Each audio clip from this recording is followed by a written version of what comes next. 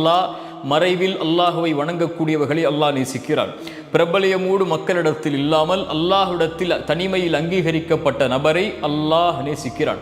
அல்லாஹுடைய தூதர் ஸல்லல்லாஹு அலைஹி வஸல்லம் அர்ஷின் நிழல் 7 கூட்டத்தார்களுக்கு என்று சொன்னார்கள். அதில் ஒருவர் வலதுகரம் தர்மம் செய்யும், இடதுகரத்திற்கு கூட தெரியாமல். இன்னொரு நபர் தனிமையில் அல்லாஹுவை நினைவு கூறுவார், அதனால் அவர்களுடைய கண்கள் கண்ணீரை வடிக்கும். இந்த நபர், இந்த இருவரும் மக்கள் மத்தியில் அறியப்பட வேண்டும் என்பதற்காக தர்மம் செய்யவில்லை, மக்கள் மத்தியில் அறியப்பட வேண்டும் என்பதற்காக கண்ணீர் வடிக்கவில்லை. இந்த இருவருடைய செயலையும் அல்லாஹ் அங்கீகரித்து அல்லாஹ் அவர்களை நாளை மறுமையில் அர்ஷின் நிழலை கொடுப்பான் என்று அல்லாஹுடைய தூதர் ஸல்லல்லாஹு அலைஹி வஸல்லம் சொன்னார்கள். அல்லாஹுடைய தூதர் ஸல்லல்லாஹு அலைஹி வஸல்லம் சபையில் ஒருவர் கடந்து செல்கிறார். நபித்தோழர்களை பார்த்து அல்லாஹுடைய தூதர் கேட்டார்கள், இந்த மனிதரை பற்றி என்ன சொல்கிறீர்கள்? நபித்தோழர்கள் சொன்னார்கள், அல்லாஹ்வின் தூதரே, இவர் மிக கண்ணியமிக்கவர், இவர் பெண் கேட்டால் கொடுத்து விடுவார்கள், இவர் சாட்சி சொன்னால் ஏற்றுக்கொள்வார்கள். அல்லாஹுடைய தூதர் ஸல்லல்லாஹு அலைஹி வஸல்லம் மௌனம் காத்தார்கள். இன்னொரு நபர் கடந்து சென்றார். அல்லாஹுடைய தூதர் அவரை பார்த்து கேட்டார்கள், ஏழ்மையுடைய தோற்றத்தில் இருக்கக்கூடிய நபரை பார்த்து, இவரை பற்றி என்ன சொல்கிறீர்கள் என்று. நபித்தோழர்கள் சொன்னார்கள், யா ரசூலல்லாஹ், இவர் கண்ணியம் இல்லாதவர், இவர் பெண் கேட்டால் யாரும் கொடுக்க மாட்டார்கள், இவர் சாட்சி சொன்னால் யாரும் அங்கீகரிக்க மாட்டார்கள்.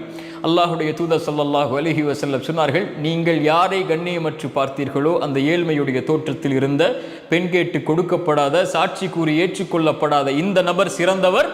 நீங்கள் கண்ணியமோடு பார்த்த அந்த நபர் உலகமெல்லாம் நிரம்பி இருந்தாலும் சரி. அல்லாஹுடைய தூதர் ஸல்லல்லாஹு அலைஹி வஸல்லம் மேலும் சொன்னார்கள், அடியானுக்கு சொர்க்கம் உண்டாகும். அவன் யார்? வேகமாக குதிரையில் பரட்டை தலையோடு முகமெல்லாம் தூசி படிந்த நிலையில் போர்க்களத்தில் உள்ளே நுழைகிறான். முதல் வரிசைதான் அனுமதி கிடைக்கிறது, நிற்கிறான். கடைசி வரிசைதான் அனுமதி கிடைக்கிறது, நிற்கிறான். சாட்சி சொல்லுகிறான், நிராகரிக்கப்படுகிறது. உதவி கேட்கிறான், மறுக்கப்படுகிறது. ஆனால் அந்த போர்க்களத்தில் நிற்கிறான். ஏன்? இவன் வந்தது அல்லாஹ்விற்காக, முதல் வரிசைக்காக அல்ல, கடைசி வரிசைக்காக அல்ல, அங்கீகாரத்திற்காக அல்ல, சாட்சி கூறி ஏற்றுக்கொள்ளப்பட வேண்டும், உதவி கேட்டு ஏற்றுக்கொள்ளப்பட வேண்டும் என்பதற்காக அல்ல. இவன் எது கிடைத்தாலும் எது கிடைக்கவில்லை என்றாலும், யார் போற்றினாலும் யார் போற்றவில்லை என்றாலும், யார் அவனுடைய சாட்சி அங்கீகரித்தாலும் யார் உதவி செய்தாலும், எந்த அங்கீகாரத்தை அவனுக்கு அந்த இடத்தில் கொடுத்தாலும் கொடுக்கவில்லை என்றாலும் நிற்பான். யாருக்காக? யாருக்காக? அல்லாஹ்விற்காக. இந்த அடியானுக்கு சொர்க்கம் உண்டாகும். இந்த நபிமொழிகள் எல்லாம் எதை சொல்லுகிறது? மக்கள் மத்தியில் பிரபலியத்தை விரும்பக்கூடியவர்கள் மத்தியில் அல்லாஹ்விடத்தில் அங்கீகாரத்தை எடுத்துக்கொள்ளக்கூடிய நபரை அல்லாஹ் நேசிக்கிறான். அல்லாஹ் அவர்களைத்தான் அங்கீகரிப்பான். உலகமெல்லாம் உங்களை அறிந்தால் என்ன, உலகமெல்லாம் உங்களை பின்தொடர்ந்தால் என்ன, உலகமெல்லாம் உங்களை போற்றி புகழ்ந்து உயர்ந்த தரத்தில் வைத்தால் என்ன, அல்லாஹ்விடத்திலே நீங்கள் யாரோ அதுதான் இந்த உலக வாழ்விலும் மறு உலக வாழ்விலும் முடிவு. இதை அறியாத பலர் மக்கள் மத்தியில் பிரபலியத்தை தேடி ஓடிக்கொண்டிருக்கிறார்கள். என்னை அவர் அறிந்து கொள்ள வேண்டும், என்னை இவர்கள் அறிந்து கொள்ள வேண்டும், என்னை இவர்களெல்லாம் பின்தொடர வேண்டும். சோசியல் மீடியாக்களுடைய இந்த களத்தில் என் வீடியோக்களை இத்தனை பேர் பார்க்க வேண்டும், இத்தனை பேர் லைக் செய்ய வேண்டும், இத்தனை பேர் ஷேர் செய்ய வேண்டும், இத்தனை பேர் கமெண்ட் செய்ய வேண்டும், இத்தனை பேர் என்னை ஃபாலோ செய்ய வேண்டும் என்று பிரபலியத்தை தேடி ஓடிக்கொண்டிருக்கக்கூடிய நபர்கள் மத்தியில் அல்லாஹுவை தனிமையில் மறைவில் வணங்கக்கூடிய அடியானை அல்லாஹ் நேசிக்கிறான். எது மேலானது? ரசூலுல்லாஹி ஸல்லல்லாஹு அலைஹி வஸல்லம் சபையில் உட்கார்ந்தால் அல்லாஹுடைய தூதர் யார் என்று தெரியாது. நபித்தோழர்களுடைய வாழ்வு ஒட்டுமொத்தத்தையும் படித்து பாருங்கள். இரவில் ஒரு நபித்தோழர், ஒரு ஏழ்மையான நபித்தோழரை அழைத்து சென்று வீட்டில் உணவை கொடுத்தார். அந்த செய்தியை அறிவித்தது யார்? அவராக வந்தார். அல்லாஹுடைய தூதர் ஸல்லல்லாஹு அலைஹி வஸல்லம் ஒருவரை சொர்க்கவாதி சொர்க்கவாதி சொர்க்கவாதி என்று அறிமுகப்படுத்தினார்கள். ஏன் அவரை சொர்க்கவாதி என்று சொன்னார்கள்? நபித்தோழர்களுக்கு முன்னால் அவர் அப்படி வாழ்ந்து காட்டினாரா? மறைவில் அவர் உள்ளத்தில் ஒரு செயலை நினைத்தார், யாருக்கும் என் உள்ளத்தில் கெடுதல் இல்லை, யாரை பற்றிய தவறான எண்ணமும் இல்லை என்ற செயலை உள்ளத்தில் வைத்திருந்தார். அல்லாஹ் அங்கீகரித்தான், நபிக்கு அறிவித்தான். குர்ஆனுடைய ஹதீஸுடைய செய்திகளை எடுத்து பாருங்கள். அல்லாஹ் ஒரு நாய்க்கு தண்ணீர் கொடுத்த நபரை ஹதீஸில் வைத்திருக்கிறான். ஒரு முள்ளை அகற்றிய நபரை அல்லாஹ் ஹதீஸில் வைத்திருக்கிறான். அல்லாஹ் ஒரு மரத்தை பாதைக்கு இடையூறு தருவதற்காக வைத்திருந்த மரத்தை வெட்டி வீசியவரை அல்லாஹ் ஹதீஸில் வைத்திருக்கிறான்.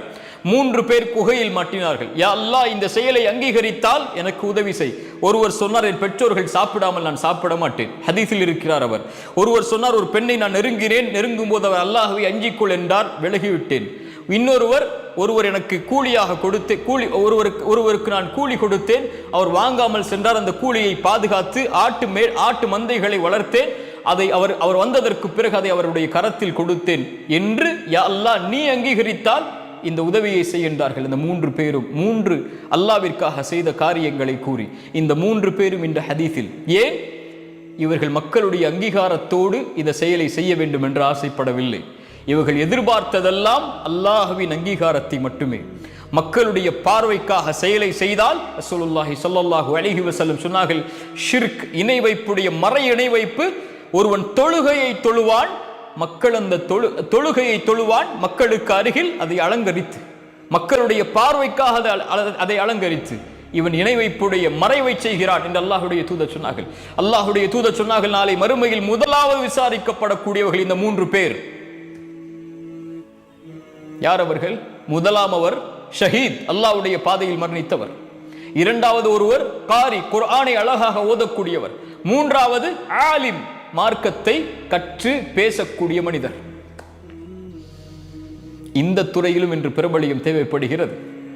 அல்லாஹ் அழைப்பான், ஷஹீத் ஏன் செய்தாய்? அவர் சொல்வார், யா அல்லாஹ் உன்னுடைய பாதையில் இறக்க வேண்டும் என்பதற்காக செய்தேன். அல்லாஹ் சொல்லுவான், மக்கள் உன்னை புகழ்ந்தார்கள், மக்கள் உன்னை ஷஹீத் என்று சொன்னார்கள், அதெல்லாம் சரி, நீ செய்தது அதற்காகவா? உன் உள்ளத்தை அறிந்தவன் நான். நீ பொய் சொல்லுகிறாய். உன்னை மக்கள் ஷஹீத் என்று போற்ற வேண்டும் என்பதற்காகத்தான் செய்தேன்.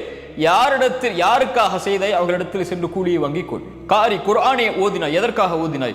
அவர் சொல்வார், யா அல்லாஹ் உனக்காகத்தான். பொய் சொல்லுகிறாய் அடியானே, மக்கள் உன்னை குர்ஆனை அழகாக ஓதக்கூடியவர் என்பதற்காகத்தானே குர்ஆனை அழகாக ஓதினாய், போய் பெற்றுக்கொள் நன்மை அவர்களிடத்தில். ஆலிம், மார்க்கத்தை கற்று பேசக்கூடியவர் அழைப்பார், அல்லாஹ் எதற்காக செய்தாய்? யா அல்லாஹ் உனக்காகத்தான் செய்தேன். அல்லாஹ் சொல்லுவான், இல்லை அடியானே, பொய் சொல்லுகிறாய், பொய் சொல்லுகிறாய். அல்லாஹ் பாதுகாப்பானாக. பொய் சொல்லுகிறாய். எதற்காக செய்தாய்? மக்கள் உன்னை அறிஞர் என்று போற்ற வேண்டும் என்பதற்காகத்தானே. போய் பெற்றுக்கொள். நீங்கள் பெற்றுக்கொள்ளலாம்.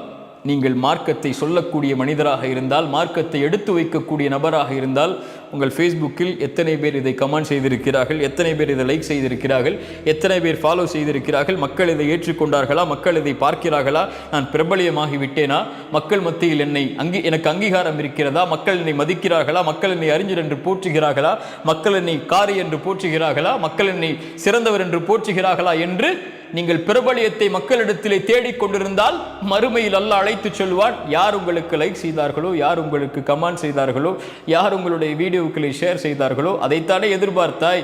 அவர்களிடத்திலே சென்று நன்மைகளை வாங்கிக்கொள். என்னிடத்திலே எதுவும் இல்லை, எனக்காக நீ எதையும் செய்யவில்லை என்று. அல்லாஹ் ரப்புல் ஆலமீன், அல்லாஹுவை அஞ்சக்கூடிய, அல்லாஹ் நிறைவோடு இந்த உலக வாழ்வில் வாழக்கூடிய, தனிமையில் மறைவில் அல்லாஹுவை வணங்கக்கூடியவர்களை அல்லாஹ் நேசிக்கிறான். அல்லாஹுடைய தூதருடைய இரவு வணக்க வழிபாட்டை அல்லாஹுடைய தூதர் எப்போதும் சொல்லவில்லை. அவர்களுடைய மனைவி அவர்கள் சொன்னார்கள், அல்லாஹுடைய தூதர் இரவில் வணங்குவார்கள்.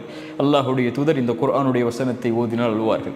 அபூபக்கர் ரலியல்லாஹு அன்ஹு, உமர் ரலியல்லாஹு அன்ஹு, பிலால் ரலியல்லாஹு அன்ஹு ஒருபோதும் அல்லாஹுடைய தூதரிடத்திலே வந்து, அல்லாஹுடைய தூதரை உது செய்தால் 2 ரக்அத் தொழுவேன் என்று சொல்லவில்லை. அல்லாஹுடைய தூதர் அழைத்து கேட்டார்கள், சொர்க்கத்தில் எனக்கு முன்னால் நடந்து சென்றாய் பிலால், என்ன காரணம்? அஹ்மத் பின் ஹம்பல் பள்ளிவாசலில் இரவில் தூங்குவதற்காக செல்லுகிறார்கள். அடித்து விரட்டப்படுகிறார். நான் இமாம் அஹ்மத் என்று அவர்கள் சொல்லவில்லை, நான் மிகப்பெரிய இமாம் என்று அவர்கள் சொல்லவில்லை.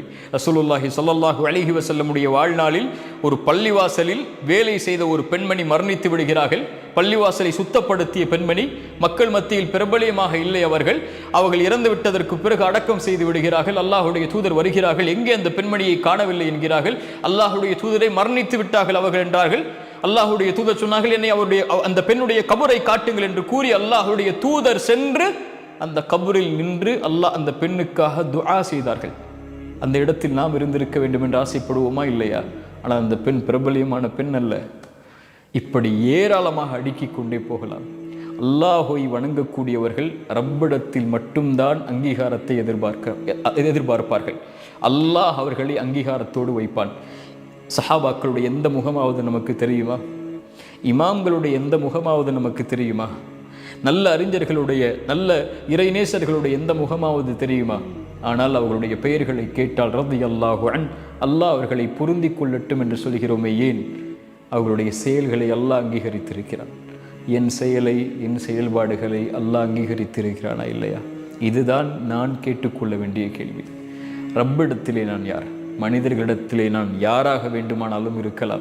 இன்று போற்றுபவர் நாளை தூற்றலாம், இன்று கண்ணியப்படுத்துவர் கண்ணியத்தை இறக்கலாம், இன்று பின்பற்றுபவர் நாளை தூக்கி தூக்கி எறிந்து செல்லலாம். இவர்களுடைய எந்த அங்கீகாரமும் நிரந்தரமானதல்ல. என் ரப்புடைய அங்கீகாரம் மட்டும்தான் நிரந்தரமானது. என்னை படைத்தவனவன், அவனிடத்தில் மட்டும்தான் நான் திரும்பி செல்ல இருக்கிறேன். அவனிடத்தில் நான் யார்? மறைவில் அல்லாஹை வணங்கக்கூடியவர்களை அல்லாஹ் நேசிக்கிறான். அஸ்ஸலாமு அலைக்கும் வரஹ்மத்துல்லாஹி வபரகாத்துஹு.